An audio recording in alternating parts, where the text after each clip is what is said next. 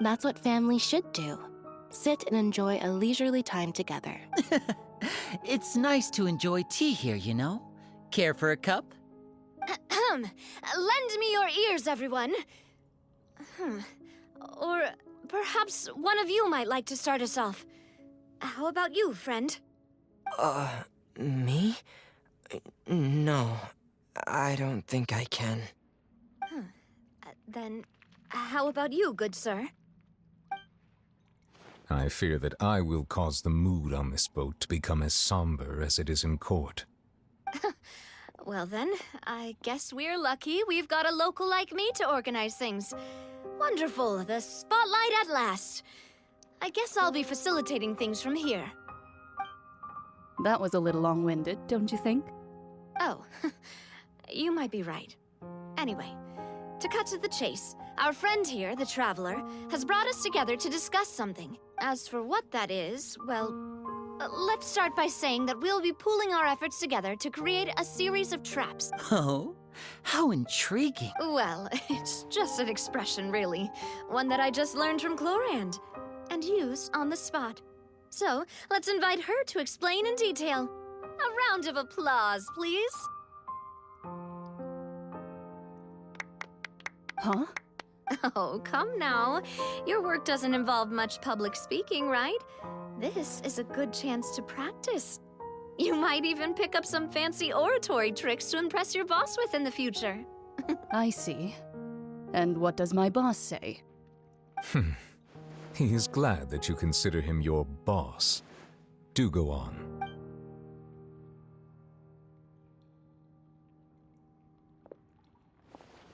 In that case, do any of you have experience hunting? Not that I recall. Fremine and I once used a wooden stick in a basket to catch wild rabbits when we were younger. As for Lynette, oh, right. You were sick that day, weren't you? I've also gone diving to catch some fish before. Does that count?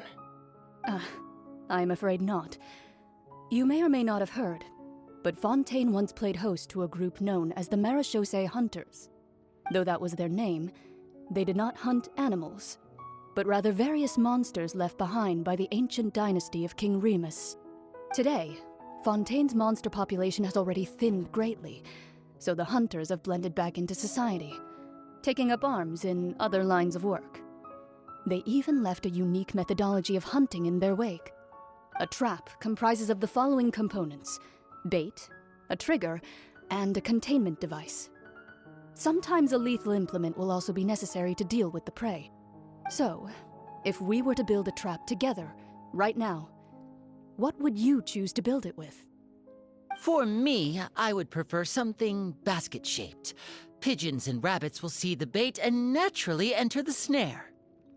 Our line of work requires a deft hand, and we're some of the best in the industry, so you can count on our techniques.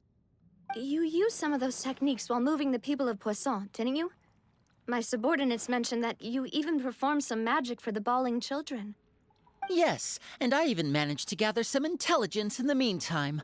I'm quite the multitasker if I do say so myself. I'm afraid I can't claim that as my strong suit. I prefer more stable methods, like placing bait in the water and waiting for the fish to come within reach. That's the kind of method I would count on. Calm and steady. Exactly the kind of person who would catch loads of fish. And I can be their assistant. With discretion, I'm sure. I'd probably use some sort of mechanical animal. Papa once bought me some small clockwork squirrels, mice, and such. When placed in the forest, they can attract others of their kind. I remember that you liked those too, didn't you? I did. And that would be a good way to go about it. If they're realistic enough, animals of the same kind will follow them all the way to the trap. What about you, Monsieur Neuvillette? I fear I do not have any related experience. That makes sense. You usually solve problems directly, without the use of any such tricks. But I do have one more question for you, monsieur. If we were to create a trap now, How would you design it? I would like for it to be effective, but bring no harm to the prey. A more gentle trap would be ideal. Kind, as always. However, our intention doesn't necessarily change the containment device and the type of implement we need. If we wanted to kill the prey in one strike, we would need a powerful implement. However, that also goes for prey that must be captured and safely contained. Wait, why's that? Only a hunter who's a true expert at subduing their prey can snare it without harming it. The line that divides life and death is often exceedingly thin. So are we going hunting together? Huh. We hadn't thought of seeing ourselves as hunters. It kinda works, but maybe it's still not the best metaphor. If our means of capturing and dealing with our prey is to put them on trial, then the hunting metaphor is actually quite accurate. But we shall require much more courage than any hunter to judge a god, a being whose seat is an exalted throne.